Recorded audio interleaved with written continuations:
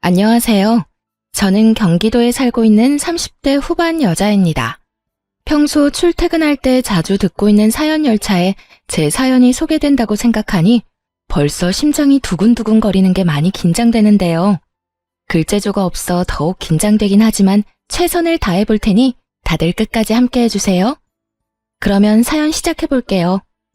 남편과 전 2년도 채 되지 않은 신혼부부였어요. 남편은 중학교 선생님이고 저는 주간 야간을 오가는 업종의 일을 하고 있었죠. 근무 특성상 주말이란 개념이 따로 없었고 주간과 야간을 오가는 일이었기에 휴무가 맞지 않는 주말엔 혼자 시간을 보내야 하는 남편이 걱정이 되더군요. 선생님이란 직업이 워라밸이 좋잖아요. 근무 시간도 좋고. 퇴근 시간이 빠른 남편에 비해 저는 저녁에 출근할 때도 많았어요. 제가 이런 걱정을 할 때마다 남편은 이렇게 말해주었어요. 에이, 별 걱정을 다 한다. 우리 연애할 때도 그랬는걸 뭘. 나 혼자 잘 놀아. 알잖아. 날씨 좋으면 등산도 가고 낚시도 다니고 가끔 친구들끼리 캠핑도 다녀오기도 하니까 내 걱정은 전혀 하지 말고 이래. 난 정말 괜찮아. 그래.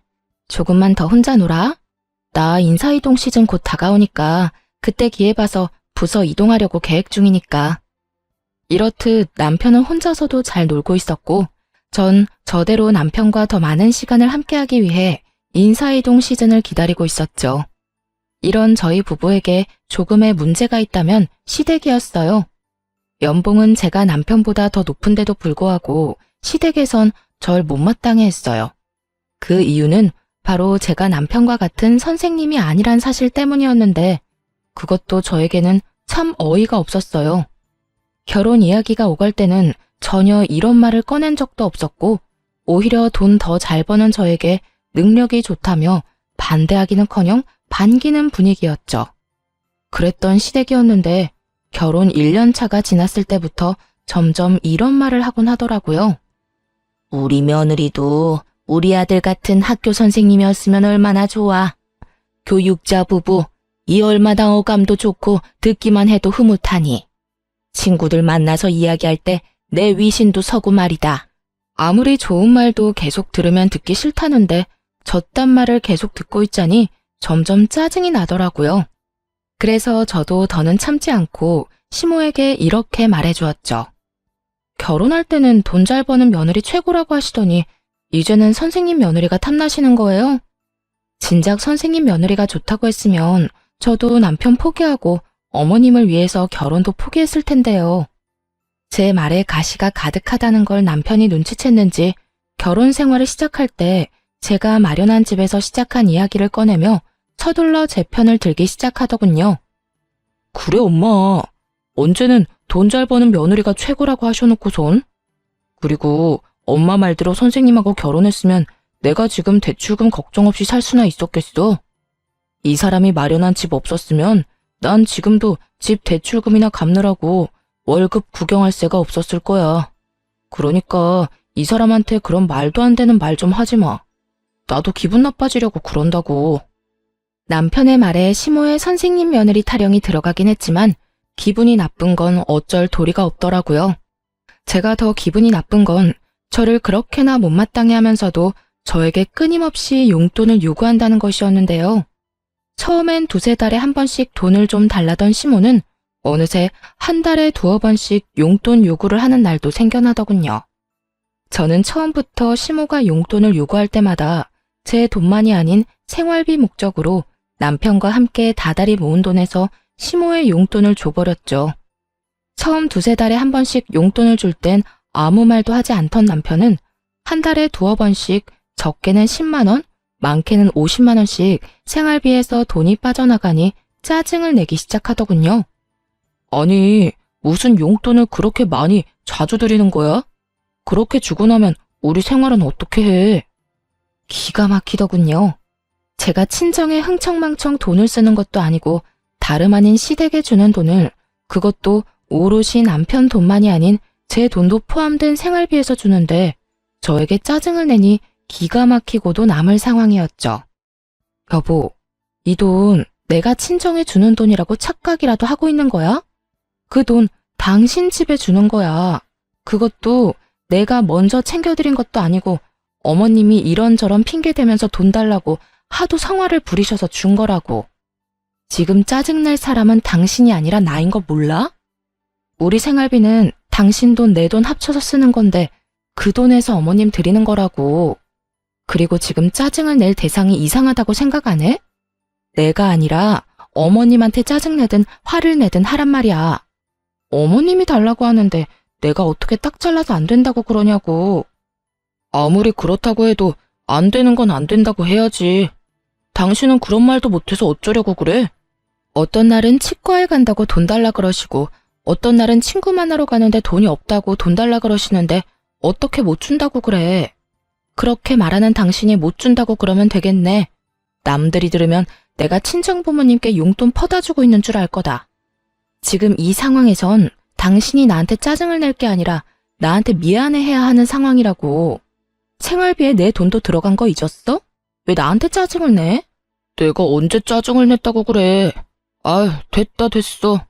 내가 알아서 할 테니까 당신은 아무 말도 하지 말고 있어. 남편은 제 말에 기분이 상해버렸는지 사과 한마디 없이 본인이 알아서 하겠다곤 해버리곤 대화를 끝내버리더군요. 그 후 시모의 용돈 요구는 없어졌지만 다른 식으로 저를 괴롭히기 시작했어요. 당시 시댁에선 아침부터 적어도 5첩밥상 이상을 차려 먹는 집안이었는데 제가 야간을 하고 퇴근하는 아침이라든지 피곤함이 절여있는 휴일날엔 어김없이 연락이 와 아침을 차리라는 말도 안 되는 요구를 하기 시작하더라고요. 처음 한두 번이야 시모가 많이 아프다고 하니 가서 차려드렸지만 막상 시댁에 가보면 시모의 상태는 저보다 더 팔팔해 보였고 이런 말도 안 되는 요구를 따라주면 안 되겠다 싶었어요. 그날도 전 야간을 하고 퇴근하고 있었고 시모에게선 또 연락이 와 시댁으로 오라고 하더군요. 일 끝났지? 오늘도 우리 집에 좀 들렀다 가려무나. 왜요? 또 손가락 하나 까딱할 힘도 없이 편찮으세요? 그래. 나이가 들어서 그러는가 요즘엔 아침만 되면 힘도 없고 몸도 안 쑤시는 데가 없는 게 컨디션이 영 말이 아니야. 그러니까 얼른 와서 아침 좀 차리려무나. 어머님, 매번 편찮으시다고 해서 가보면 저보다 혈색이 더 좋으세요. 아프고 피곤한 걸로 치면 제가 어머님보단 한 수 위인 것 같은데 그러지 말고 어머님이 저희 집에 좀 와서 아침밥 좀 차려주시면 안 될까요? 저는 5첩 밥상까지는 바라지도 않고 그저 죽 정도면 되는데요. 소화도 잘 되고 먹고 빨리 잘 수도 있고 말이에요. 저는 작정을 하고 시모의 요구에 답을 하고 있었고 시모는 이런 저의 말에 화가 났는지 언성을 높이기 시작하더라고요. 뭐야? 너 지금 이 시어머니한테 네 아침 밥상이나 차리라 이거니? 나 컨디션 안 좋다는 말은 어느 귓구멍으로 들은 게야? 어머님도 아시다시피 저는 방금 전까지 밤새도록 일하다 왔는데 그 컨디션은 제가 더 안 좋지 않을까요? 그러니까 제 밥상 차려주실 거 아니면 앞으로 이런 전화 하지 마세요. 저도 며느리이기 전에 사람이고 저도 힘들고 피곤한 거 알아요. 그러면 저 진짜 너무 많이 피곤해서 전화 끊을 테니 정 몸이 힘드시면 시켜 드세요. 들어가세요. 집에서 가까운 거리도 아니었고 적어도 1시간은 걸리는 거리인데 그저 저를 부려먹기 위해 저러는 것에 더는 노란하고 싶지 않았기에 저는 더욱 단호하게 말하곤 전화를 끊어버렸습니다. 그 뒤로도 시모는 연락이 와 아침밥을 요구했지만 그때마다 전 못 간다는 말과 함께 전화를 끊어버렸어요. 그렇게 시모에 대한 스트레스도 쌓이는데 남편 역시 의심스러운 행동을 하기 시작하더군요. 남편은 여전히 제가 일하는 주말엔 낚시하러 다닌다거나 여러 취미 생활을 했는데 다른 때와 마찬가지로 낚시를 하러 갔다며 물고기를 낚은 사진이 왔더라고요. 대어를 낚은 사진이었는데 밝게 웃고 있는 남편의 뒤로 거울에 남편의 사진을 찍어주고 있는 여자의 모습이 보이는 것이 아니겠어요? 흐릿하고 작은 여자의 실루엣이었지만 저는 한눈에 그 여자가 남편의 학교에서 함께 일하는 처녀 선생님이라는 걸 단박에 알 수 있었어요. 그 여자는 저희 결혼식에 참석했을 뿐 아니라 소풍을 다녀온 사진이라든가 학교에서 하는 각종 행사 사진을 보다가 워낙 예쁘게 생겨 저도 모르게 눈길이 가던 여자였어요. 전 바로 남편에게 답장을 해 누구와 갔냐고 물어보았어요. 여보, 또 혼자 갔어? 아니면 이번엔 같이 간 사람이 있는 거야? 학교 선생님들이랑 왔어. 매번 내가 낚시터에 다닌다고 하니까 다들 궁금해하길래 시간 맞는 사람들 맞춰서 같이 왔지. 그래? 심심하진 않겠네. 좋은 시간 보내. 저는 이렇게 마지막 문자를 보냈고 제 문자에 남편은 단체 사진을 찍어 보내주더군요. 남자 셋, 여자 셋. 짝을 맞춰 놀러 간 것이 걸리긴 했지만 더는 이런 식으로 의심을 했다간 정말 끝도 없을 거란 생각에 나쁜 쪽으로 생각하지 않으려고 무던히 애를 썼습니다. 거기에다 돌아온 남편의 휴대전화를 살펴봤을 때도 수상한 내용도 없었기에 괜한 오해로 사람을 의심하지 말자고 생각했던 것이었죠. 그러던 어느 주말, 저도 쉬는 주말이었는데 원래 이런 주말엔 오롯이 저와 시간을 보내던 남편은 그날따라 무슨 일인지 아주 중요한 약속이 있다며 나갈 채비를 하더라고요. 주말에 무슨 일이길래? 원래 이런 날엔 나랑 시간 보내줬었잖아. 그게 선생님들이랑 애들 이야기도 좀 할 겸 해서 다 함께 모이기로 했어. 그때 사진 보내줬던 선생님들 있지? 다 모인다는데 나만 빠질 수도 없는 노릇이잖아. 다른 것도 아닌 애들 때문에 이야기 나누는 자리기도 하고 말이야. 일찍 들어올 테니까 혼자 조금만 있어. 처음엔 그럴 수도 있다고 생각했어요. 요즘 애들 교육하기 참 힘들다는 말을 달고 살기도 했고 가끔 이런 날도 있겠지 하는 마음에서 선뜻 보내줬던 것이었죠. 하지만 그런 날들이 많아지는 것도 모자라 평일조차 남편의 귀가 시간이 늦어지며 술에 취해 들어오는 날이 잦아져 결국 전 남편에게 한 소리 하게 되었어요. 여보, 정말 해도 해도 너무한 거 아니야? 요즘 왜 이렇게 늦어? 주말이고 평일이고 할 것 없이 너무 늦잖아. 당신이야말로 너무한 거 아니야? 난 당신 일 때문에 나랑 시간 못 보내는 것도 당신 편의대로 다 맞춰서 다 이해하고 혼자만의 시간도 척척 잘 보내는데 당신은 이런 것도 이해 못 해줘? 내가 선생님들 만나서 노는 것도 아니고 다 일의 연장 아니야. 나라고 뭐 좋아서 이러는 줄 알아? 당당히도 저딴 말을 하는 남편을 보는데 절로 콧방귀가 다 나오더라고요. 일의 연장이라는 사람이 짝 맞춰서 낚시 다니고 캠핑 다니고 허구한 날 술 마시러 다니는 게 말이나 된다고 생각하세요? 제가 본 남편은 그저 늦바람이 난 사람처럼 노는 것에 환장한 사람처럼 보였고 전 제가 느끼는 그대로 남편에게 말해주었어요. 일의 연장? 일한다는 사람이 낚시 다니고 캠핑 다니고 하루가 멀다고 술 마시고 다니는가 봐. 그걸 누가 믿어? 지나가는 사람 아무나 붙잡고 물어봐. 누가 그렇게 생각이나 해주는가? 열이면 열, 백이면 백. 젊은 사람들끼리 모여서 놀러 다니는 거라고 할 거라고. 나는 안중에도 없고 그저 그 선생님들이랑 시간 보내느라 바쁘잖아 요즘.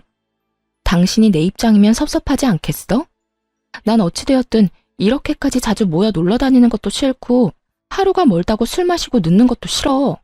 당신이 싫다고 하면 내가 안 해야 해? 그리고 섭섭? 당신 말 한 번 잘했다. 나도 섭섭했어. 당신이 일한다고 나 혼자 집에 있을 때 나도 섭섭했다고. 이거 왜 이래? 그리고 내 일은 내가 알아서 할 테니까 나한테 잔소리하지 마.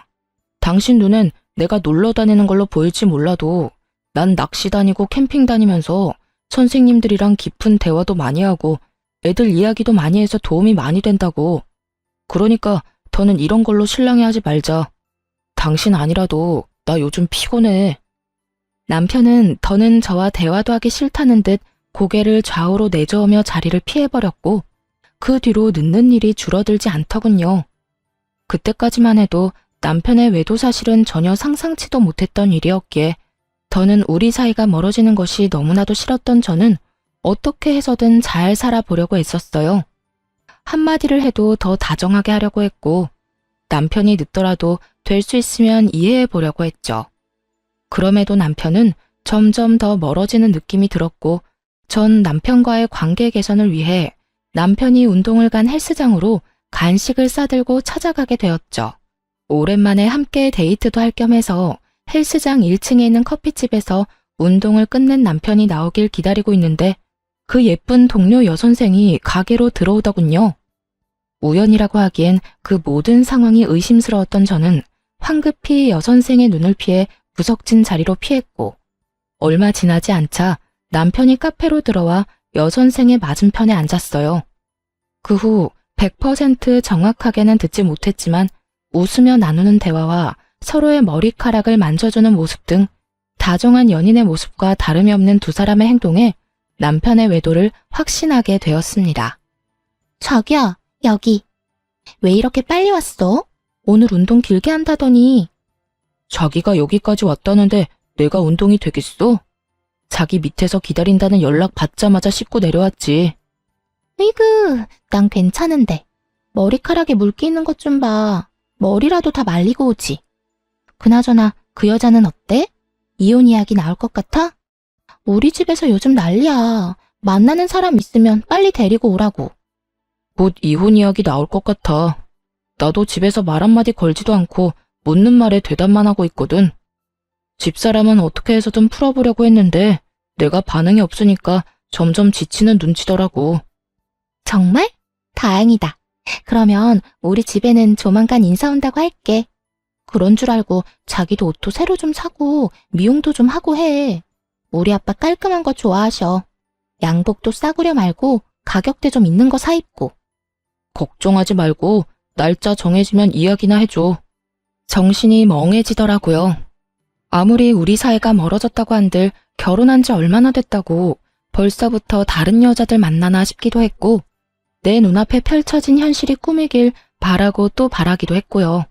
거기에다 단순한 외도라고 해도 정신이 나갈 지경인데 아예 저와 이혼을 하자마자 재혼까지 할 생각을 하고 있다니 정말 하늘이 노랗더라고요. 하지만 가혹한 현실은 모든 제가 처한 사실이었고 그 자리에서 두 사람에게로 다 뒤집어 엎어버리고 싶은 걸 겨우 참고 집으로 돌아왔어요.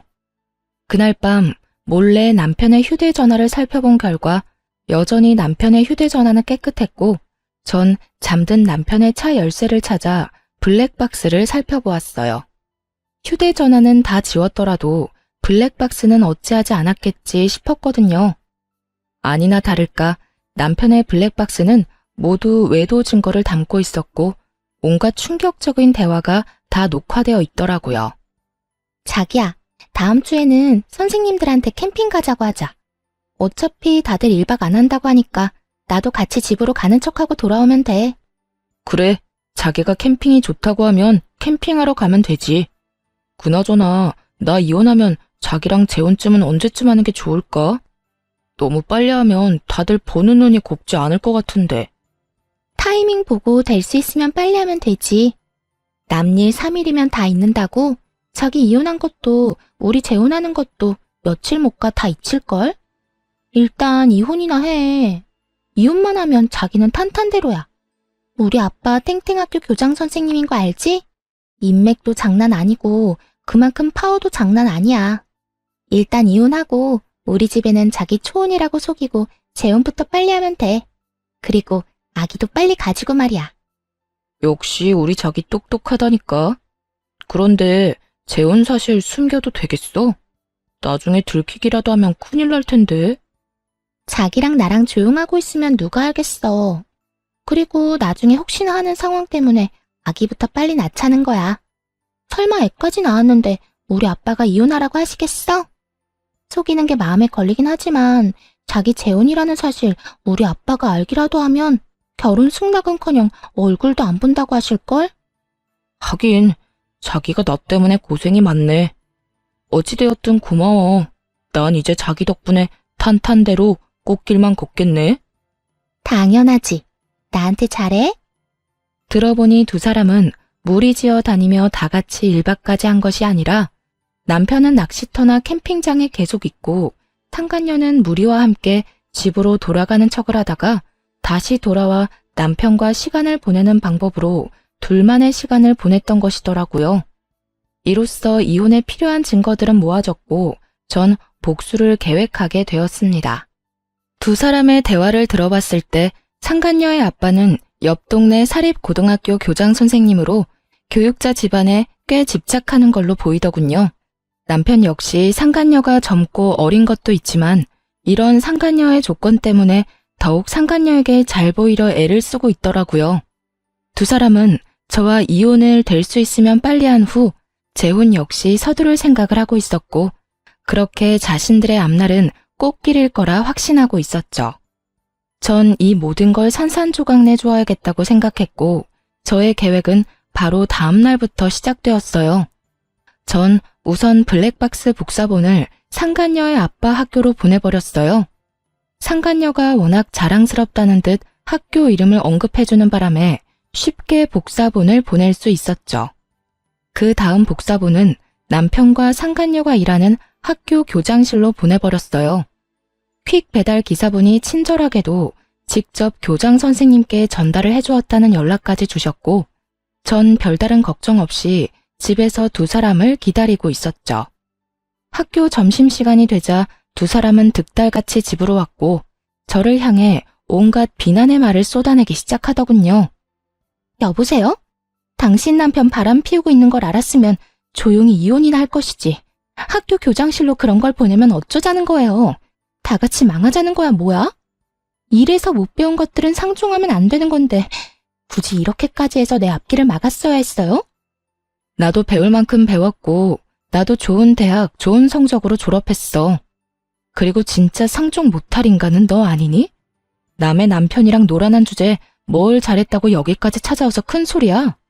불륜이나 저지른 주제에 앞날이 창창할 줄 알았니? 남편 간수 똑바로 안 한 사람이 잘못이지 내가 잘못인가요? 그리고 내 앞날은 이까진 일로 안 무너져요. 우리 집이 어떤 집인데. 이까짓 학교 그만두고 다른 학교 다시 다니면 되거든요? 어디 비빌 언덕 없는 자기랑 같은 줄 아나. 상간녀는 시골에 계시는 저희 부모님과 자신의 부모를 비교하며 비아냥거리기 시작했고 남편 역시 그런 상간녀의 편을 들며 저를 나무라기 시작하더군요. 그러니까 당신이 그런 짓 한다고 해서 복수가 될 것 같아? 우리가 당신 뜻대로 무너질 것 같아? 얼마나 보고 배운 게 없으면 그딴 교양 없는 짓거리를 해. 오늘 우리가 얼마나 개망신당한 줄이나 알아? 정말 누가 할 말을 누가 하는 것인지 알 수가 없는 상황이더군요. 거기에다 아직 앞날이 꽃밭일 거라 확신하는 걸 보니 아직 상간녀의 본가에선 아무런 연락을 받지 못한 것 같기도 했고요. 그 잘난 교장 아빠가 상간녀에게 연락을 하길 기다리려고 했지만 저딴 식으로 기고만장한 꼴을 더는 볼 수 없어 모든 사실을 알려주기로 했죠. 당신은 정신이나 좀 차려. 누가 할 말을 누가 하고 있는 거야? 교양? 보고 배운 게 없어? 그건 내가 할 말이라고 생각 안 하니? 지금 교양 없이 더러운 외도나 저지르고 있고 보고 배운 것도 없이 적반하장으로 화를 내고 있는 사람이 누군데 그딴 소리를 나한테 하는 거야? 그리고 지금 아주 큰 꿈을 꾸고 있는 것 같은데 내가 모든 사실을 안 이상 그 꿈도 물거품이 될 거라고 생각 안 하니? 뭐라고? 당신 그게 무슨 말이야? 또 무슨 짓을 한 거야? 그러게, 이 여자가 지금 뭐라고 하는 거야? 설마, 아니죠? 아니긴, 내가 당신들 학교에만 복사본을 보냈을 것 같아? 너네가 어느 학교 어느 교장실에 누가 있는지 친절하게 알려줬는데 그런 눈으로 봐도 소용없어. 이미 복사본은 네가 비빌 언덕인 네 아빠한테도 보내버렸고 잘 전달되었다고 연락도 받았으니까. 그제야 모든 사실을 한 두 사람은 얼굴이 사색이 된다 싶더니 저에게 득달같이 달려들더군요. 거짓말이지? 당신 나랑 지혜 굴려주려고 거짓말하는 거잖아. 당신이 정말 그런 짓을 했으면 앞으로 내 앞길은 누가 닦아주냐고. 자기는 지금 자기 출세 따위가 문제야? 우리 아빠가 알면 나 집에서 쫓겨나는 건 둘째치고 영까지 끊길 수도 있다고. 내가 어떻게 해서든 아빠 눈에 들어야 당신한테도 기회가 간다는 거 몰라? 저기요, 정말 우리 아빠한테 그 복사본 보낸 거예요? 아니죠. 내가 뭘 그렇게 잘못했다고 그렇게까지 해요. 제발 아니라고, 거짓말이라고 해줘요. 뭘 그렇게까지 잘못했냐고? 간통죄가 폐지됐다고 불륜이 정당화된 줄 아니? 너 조강지처가 버젓이 두 눈 뜨고 있는데 몰래 만나는 것도 모자라서 이혼까지 시키려고 했었어. 그 정도면 나한테 죽을 죄를 지었다고는 생각 안 하니? 복사본을 정말로 보냈냐고? 생각 같아선 복사본을 보내는 게 아니라 직접 가지고 가서 틀어주고 싶은 걸 겨우 참았어. 그러니까 여기서 애먼 사람한테 헛소리하고 있지 말고 네가 사랑하는 저 남자까지 챙겨서 네 집에나 가봐. 한시라도 빨리 가서 빌어야 네 집에서 빌어먹을 밥풀이라도 있지 않겠니? 끝까지 현실을 부인하던 상간녀는 단호한 제 말에 눈을 뒤집고 저에게 달려들더니 허우적거리며 손을 뻗더라고요. 평생 운동이란 걸 해보지 않은 듯한 움직임이었죠. 어이없던 저는 상간녀의 손을 확 낚아채고 악소리가 나게 팔을 있는 힘껏 꺾어주었어요. 이거 나? 이 여자 정말 미쳤나봐. 이거 나? 미친 건 내가 아니라 너지. 어디 건방지게 손까지 내밀어 내밀기는. 내가 그렇게 우스웠니? 어디 상간녀 주제에 여기가 어디라고 찾아와? 제정신이 아닌 게지. 생각 같아선 정말 가만두고 싶지 않은데 괜히 내 손 더럽히기 싫어서 보내주는 거니까 곱게 보내줄 때 가라. 저는 상간녀를 남편의 쪽으로 밀어버렸고 남편은 상간녀를 부축하며 저에게 온갖 험한 말을 쏟아내기 시작하더군요. 당신 정말 제정신이야? 배웠다는 사람이 왜 이렇게 무식하게 굴어? 이러다 어디 크게 다쳤으면 당신이 책임질 거야? 내가 좀 밀었다고 크게 다칠 정도면 걔는 걸어다니지 말고 병실에 누워 있어야 하는 거 아니니? 그 정도로는 진단서도 안 나오니까 걱정하지 말고 얼른 가. 여기서 더 소란 피웠다간 나 진짜 경찰이라도 부를 거니까. 그런 줄 알고 더 난동 피우려면 피워보든가. 전 두 사람을 향해 경찰을 부를 거라며 으름장을 놓았고 두 사람은 끝까지 저에게 험한 말을 쏟아내며 돌아가더군요. 전 두 사람이 가자마자 비밀번호도 바꿔버렸고 이 모든 것을 예상해 몰래 모든 상황을 녹화 중이던 휴대전화도 잘 챙겨두었어요. 이로써 더욱 확실하게 이혼 준비를 마친 저는 이혼 소송을 준비했습니다. 남편과 상간녀는 물론이었고 시모에게까지 위자료를 청구했어요. 시집살이 좀 시켰다고 시모에게까지 위자료 청구를 한 것이냐고요? 아니요. 제가 본 블랙박스엔 두 사람 말고도 시모도 함께 찍힌 녹화본이 꽤 있었는데 알고 보니 시모는 두 사람의 외도 사실을 진작부터 알고 절 괴롭히고 있었더군요. 그러니까 제 입에서 이혼 이야기가 나오게 저를 괴롭히고 있었던 것이었어요. 엄마, 집사람 괴롭히고 있는 거 맞지? 왜 별말이 없지? 말도 마라.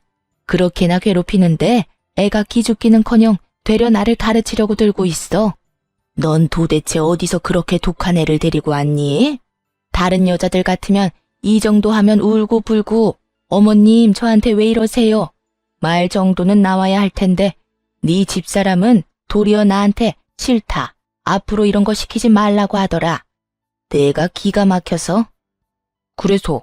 그래서 더 괴롭히지도 못한다는 말이야? 그러면 내가 그냥 이혼하자고 해야 해. 내가 이혼하자고 해도 집사람 안 해줄 텐데. 어이구 걱정하지 마. 이 엄마가 다 알아서 할 테니. 우선 네 할아버지 제사 다가오는 거 알지? 그때 불러서 일단 마음껏 부려먹으려 하고 있어. 그런데 우리 제사 안 지내잖아. 그러니까 더 화나는 거지. 이때까지 한 번도 지낸 적 없었던 제사를 갑자기 지낸다고 하면서 부려먹으면 더 화나지 않겠니? 다른 사람도 아닌 할아버지 제사라는데 안 올 수도 없을 테고. 그쯤 되면 시집살이도 그런 시집살이가 없다는 생각이 들면서 그냥 확 이혼하고 싶을 테니 조금만 기다려. 이야, 대단하네 우리 엄마. 고마워 엄마. 내가 재혼해서 잘 풀리면 엄마한테 정말 잘할게. 그래, 잘 좀 해. 그러게 진작 같은 학교 선생님을 만났으면 이런 고생은 안 해도 됐을 텐데. 어찌되었든 넌 아무 걱정하지 말고 재혼 준비나 잘해놔. 아무리 제가 밉다고 해도 시모까지 이혼을 돕고 있다는 사실을 알았을 땐 정말 치가 다 떨리게 화가 났었는데 소송을 하다 보니 그 더러운 계획에 함께해준 시모에게 고맙다는 마음마저 들더군요. 그 덕에 저는 받을 위자료도 더 많아졌고 기분도 통쾌해졌으니까요. 그렇게 전 세 사람 모두에게 위자료를 받고 이혼할 수 있었고 세 사람의 계획은 물거품이 되고 말았습니다. 공무원은 품위 유지 의무가 있는 거 다들 아시죠? 올바른 행실을 보여주고 교육자의 명예를 실추시키면 안 되는 두 선생님이 학생들 몰래 불륜을 저질렀다는 충격적인 소문은 굳이 제가 직접 퍼뜨리지 않아도 이미 입소문이 퍼져 있더군요. 남일은 3일이면 잊혀진다고 당당했지만 불륜, 그것도 선생님이란 직업을 가진 두 연놈들이 그런 짓을 했으니 동료 선생님들 사이에서 오고 가는 이야기를 귀가 밝은 학생들이 모를 리가 없잖아요. 알게 되는 건 시간 문제인 거죠. 3일이 아니라 한 달이 지나도 잠잠해지지 않고 오히려 학생들은 두 선생님을 대놓고 무시할 정도로 수업 태도가 좋지 않았대요. 그리고 교장 선생님은 이미 알고 계시니 징계도 당연 들어갔고요. 그렇게 전 남편과 상간녀는 학교에서 쫓겨난 것은 물론이었고 전 남편의 앞길에 꽃가루를 뿌려줘야 할 상간녀의 본가에서도 처참하게 쫓겨났다고 하더군요. 전 시모는 빚을 내서 저에게 위자료를 준 것도 모자라 선생님 아들과 선생님 며느리가 아닌 백수 아들과 백수 며느리를 꼼짝없이 데리고 살아야 하는 상황이라고 하더군요. 그렇게 자랑스럽게 여기던 아들이 순식간에 백수 이혼남이 되었으니 전 시모는 아주 억장이 무너졌는지 골골거리며 누워 지낸다더군요. 그 후 별다른 소식을 듣지 못하고 살았는데 1년 남짓 지났을 무렵 전 남편에게 울면서 연락이 왔더라고요. 여보, 나야. 잘 지내? 미쳤어? 여보라고? 혹시 너 치매 걸렸니? 우리 사이가 아직 혼인관계라고 착각하는 건 아니지? 갑자기 전화해서 왜 우는 소리야? 그게 그 여자 도망갔어. 바람도 병이라고 하더니 이번엔 학원 원장이랑 바람나서 도망갔다고. 심지어 그 남자도 유부남인데 말이야. 이게 말이나 돼? 어떻게 나한테 이럴 수가 있냐고. 전 남편은 생각이란 없는 사람처럼 울고불고하며 저에게 하소연을 쏟아내기 시작하더군요. 들어보니 학교에서 쫓겨난 두 사람은 학원가를 전전하며 취업 자리를 알아봤지만 불륜 딱지가 제대로 붙어버린 두 사람의 취업은 쉬운 일이 아니었죠. 그러는 와중 상간녀는 학원에 취업이 되었는데 그 원장과 바람이 났고 그 원장 역시 유부남인데 바람이 나서 도망을 갔다며 하소연하는 전 남편을 보니 참 한심하다는 생각이 들더군요. 너야말로 참 가지가지한다. 네 부인이 다른 유부남이랑 바람나서 도망간 이야기를 왜 나한테 하는 거야? 그렇게 친구가 없니? 내가 무슨 네 친구쯤으로 착각하는 것 같은데 나 네 친구 아니고 너 새끼랑 이혼한 전 부인이야. 그것도 네가 바람 피워서 헤어진 전 부인. 제가 후통을 쳐대자 전 남편은 그제야 정신이 조금 돌아왔는지 우는 소리를 멈추고 저에게 사과를 하기 시작하더군요. 이혼하는 그 순간까지 단 한 번도 한 적이 없던 사과를 말이죠. 미안해. 내가 정말 미쳤었나 봐. 당신도 알다시피 우리 집도 나한테 큰 도움이 되는 집도 아니었고 그렇다 보니 그 여자 배경에 혹해서 나도 모르게 그런 결정을 내렸었어. 지금 와서 생각해보니까 내가 당신한테 정말 하면 안 되는 짓을 했다 싶어. 당신 같은 여자가 또 없는데 말이야. 이제 와서 그딴 말 하면 뭐래? 우리 어제 이혼한 것도 아니고 1년 전에 이혼했어. 거기에다 지금 부인이 바람나서 도망간 이 타이밍에 나한테 사과를 한다고? 왜? 직접 당해보니 내 심정이 이해라도 됐나 봐? 내가 직접 당해보니까 정말 당신한테 못할 짓 했다 싶더라. 내가 정말 미안해. 전 남편은 우물쭈물 말꼬리를 흐리며 말을 아낀다 싶더니 결국 준비한 말을 꺼내기 시작하더군요. 그래서 하는 말인데 우리 다시 시작하면 안 될까? 뭐라고? 나보고 네 상간녀를 하란 이 말이니? 왜? 네 와이프 바람난 꼴 보니까 너도 외도라도 저지르고 싶니? 아니, 그런 게 아니라 내가 다 정리하고 당신한테 갈 테니까 새 출발하자는 말이야. 당신이 다 용서하고 나 받아주면 나 정말 잘하면서 살게. 최선을 다하고 당신만 바라보면서 살게.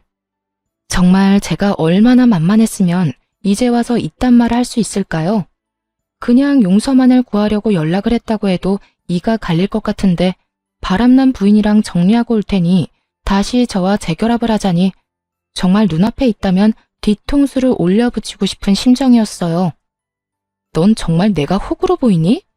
이제 와서 네가 울고불고 사연팔이나 하면서 다시 한번 잘해보자고 하면 우리 전 남편이 이렇게나 불쌍하니 내가 다시 한번 잘 데리고 살아야겠네 라고 생각할 줄 알았니? 그때도 그랬지만 너 진짜 되지도 않는 아주 큰 꿈을 꾸는 재주가 있네. 당신을 호구로 본다니. 내가 언제 당신을 호구로 봤다고 그래. 난 그저 이제 와서 생각하니 당신한테 너무 미안하기도 하고 이런 일을 겪어보니 아직까지 내 마음엔 당신밖에 없다는 생각이 들어서 그래. 정말이야. 믿어줘. 나 아직까지 당신 많이 사랑해. 사랑? 진짜 소름 끼친다. 1년이 지난 지금에 와서 사랑까지 한다고? 진짜 그 뻔뻔함에 웃음밖에 안 나온다. 야, 한 번만 말할 테니까 잘 들어. 난 너랑 다시 살 생각도 없고 너 같은 인간 사랑하기는커녕 혐오스러워. 내 입 아파서 내 입 더럽히기 싫어서 가만히 있었더니 넌 내가 만만해 보였구나. 다신 연락도 하지 말고 그 헛된 꿈에 나까지 엮지도 마. 여보, 제발. 내가 이렇게 빌게. 나 진짜 이러다 폐인 될 것 같아서 그래. 내 인생 망할 것 같아서 그렇다고. 우리가 함께 했던 정을 생각해서라도 나 좀 구해줘. 어? 제발. 저는 곧장 전화를 끊어버렸고 그 후에도 연락이 왔지만 다 차단을 해버렸어요. 그렇게 그 인연도 정말 끝이라고 생각했는데 몇 달 뒤 생각지도 못한 전 시모에게서 연락이 왔더라고요. 차단을 다 했는데도 불구하고 다른 번호로 전화가 와 피하지 못하고 그냥 받아버렸던 것이었어요. 아가, 잘 지내니? 결혼 생활을 할 때에도 단 한 번도 들어본 적이 없던 아가라는 호칭을 쓰는 전시모를 보며 정말 코웃음이 다 나더라고요. 아가라니 참 낯선 호칭이네요. 그나저나 무슨 일이세요? 그래, 이야기 들었는지 모르겠는데 우리 아들 그 빌어먹을 물건이랑 이혼했어. 이제 호적도 깨끗해졌단다. 그거 참 잘 됐네요. 내가 경험해봐서 아는데 배우자가 바람나서 정신이 나가버리면 그거만큼 답 없는 상황이 또 없더라고요. 그냥 이혼하는 게 서로 편하죠. 그런데 그 소식 알려주려고 전화한 거예요? 전 그런 소식 궁금하지도 않고 듣고 싶지도 않은데요. 냉정하고도 단호한 저의 말에 전 시무는 잠시 한숨을 크게 내쉬더라고요.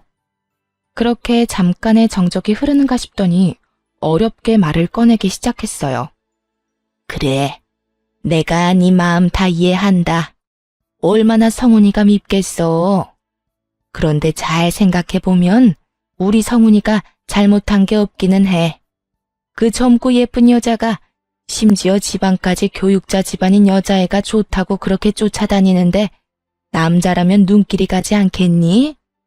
그 한 번 실수에 대한 벌은 충분히 지금 받고 있으니까 아가, 네가 우리 성훈이랑 다시 한번 잘해보면 안 되겠니? 그러니까 지금 저한테 직장도 없을 뿐더러 미래도 없는 사람이랑 다시 결합하라는 말인가요? 심지어 빚까지 있는 남자랑요? 빚은 내가 어떻게 해서든 다 갚아줄 테니 그건 걱정하지 말고 너희는 그저 잘 살기만 하면 돼. 너만 마음 돌려준다면 내가 너희 집엔 발걸음도 하지 않고 연락도 하지 않으마. 우리 성훈이 저렇게 두다간 정말 폐인 될 것 같아서 그래. 네 말대로 취업도 안 되고 집에서 술만 먹는데 내가 아주 미칠 지경이야. 그러니까 네가 좀 마음을 돌려먹으면 안 되겠니? 입에서 나온다고 다 말이 되는 건 아닐 텐데 전 시모는 헛소리를 말이라고 생각하며 잘도 뱉어내고 있더라고요. 아줌마 아들이 누굴 닮아서 그렇게 생각이 없나 싶었더니 다 아줌마를 닮았었네요. 내가 미쳤어요? 허구한 날 집에서 술만 퍼마시는 전 남편, 내가 뭐가 아쉽다고 재결합까지 해요? 뭐라고? 아줌마? 너 지금 말 다 했니? 아무리 그래도 아줌마라니. 네, 아줌마. 내가 이혼까지 한 마당에 어머님이라고 불러드릴 줄 알았어요? 그쪽이라고 해버리고 싶은 거 아줌마라고 해주는 거니까 고마운 줄이나 아세요. 그리고 빚을 갚아준다고요? 내가 알기론 아줌마도 저한테 위자료 주느라 빚쟁이인 걸로 아는데 무슨 수로 빚을 갚아준다는 말이에요? 아, 꼴에 살고 있는 그 집이라도 팔아서 해주려고요? 제발 헛된 꿈 좀 꾸지 마세요. 마음 떠난 사람 붙잡지도 말고요. 인연이 진짜 말이면 다인 줄 아나? 나라고 네가 좋아서 이렇게 연락한 줄 알아? 다 내 아들이 원하니까 자존심 접어두고 연락했더니 뭐? 아줌마? 헛된 꿈? 내가 이래서 네가 싫다고 했던 거야. 내 아들이 저 모양 저 꼴이 된 거 다 너 때문이잖아. 네가 그때 조용히 이혼만 해줬어도 내 아들이 저런 꼴이 될 일도 내 며느리가 바람이 나서 도망갈 일도 없었다고. 그러니까 네가 책임져. 재결합할 게 아니면 돈이라도 내놓으란 말이야. 나하고 내 아들이 준 위자료 다시 다 토해내. 그걸 왜 내가 책임져야 해요? 잘못을 했고 그러니 나한테 위자료까지 줬던 거 기억 안 나나 봐요. 아줌마 아들이 그렇게 된 거나 아줌마 꼴이 그렇게 된 거나 다 그쪽들 책임이지 내 책임 아니라고요. 그게 왜 우리 책임이야? 내가 말했지. 네가 순순히 이혼만 해줬으면 이런 일 없었다고. 네가 그런 것만 안 보냈어도 이런 꼴은 당하지 않았다고. 그러니까 돈 내놔. 돈 내놓으면 더는 귀찮게 하지 않을 테니 돈 내놓으라고. 전시무는 정신줄을 놓아버린 사람처럼 정신 나간 말을 하기 시작했고 더는 통화하고 있을 이유가 없어 보이더라고요. 이혼까지 한 마당에 가족도 뭣도 아닌 사람에게 욕을 들을 필요도 없었고요. 아줌마, 요즘엔 욕도 조심해서 해야 하는 거 모르는가 봐요. 지금 통화하는 거 다 녹음 중이거든요. 이거 내가 경찰서에 가지고 가서 신고하면 아줌마 또 벌금 내야 한다고요. 그렇게 자랑스럽던 아들 술값 되는 것도 힘들 텐데 어디 벌금까지 내게 해줄까요? 뭐야? 너 이 고약한 거 사.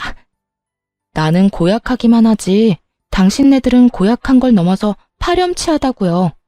그러니까 더 험한 꼴 보기 싫으면 나한테 연락해서 이딴 말 좀 하지 마세요. 사람이라면 양심이 있어야지. 이혼한 지가 언젠데 연락해서 재결합하라 마라 부탁질이에요. 다시 연락하면 정말 경찰서에서 뜨거운 제외하게 될 테니 그런 줄 알고 끊어요. 저는 전화를 끊어버렸고 그 번호 역시 차단을 해버렸어요. 끝까지 구질구질한 것을 넘어 양심도 없던 그 지긋지긋한 인연과도 그렇게 끝이 났습니다. 그 후 저는 아예 회사를 옮겨버렸어요.